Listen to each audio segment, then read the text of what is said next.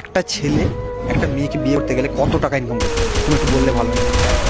দেখো, ইনকাম তো অবশ্যই করতেই হবে আজকালকার দিনে। তো যেটা আজকালকার দিনে মেয়েরা বেশি চায় সেটা হচ্ছে সম্মান, ভালোবাসা, সময় আর যত্ন। এই চারটে যদি ঠিকঠাক করে চলে আই থিঙ্ক আর কিছু লাগবে বলে মনে হয় না। অবশ্যই টাকা লাগবে, কিন্তু সেটা দুজন মিলে ইনকাম করলে আই থিঙ্ক আমি তোমাকে টাকার অ্যামাউন্ট বলছি, টাকার অ্যামাউন্ট বলো কত টাকা ইনকাম করতে হবে। ওইভাবে তো বলা তো সম্ভব না।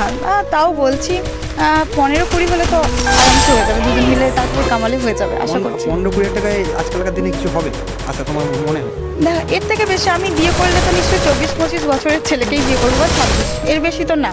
তো সেরকমই বিয়ে করবো। তো আমার বাবা এখন 50 বছরের, তো আমার বাবা যখন 24-25 বছরের ছিল তখন কি আমার বাবা 1 লাখ টাকা ধরো বা এর থেকে বেশি কামাতো? আগে সেটা আমাকে বলো তো। তো আমি কি করে চাইবো যে আমি যাকে বিয়ে করবো সে মাসে এত টাকা পাবে, এত এত এত এই আশা করা উচিত না।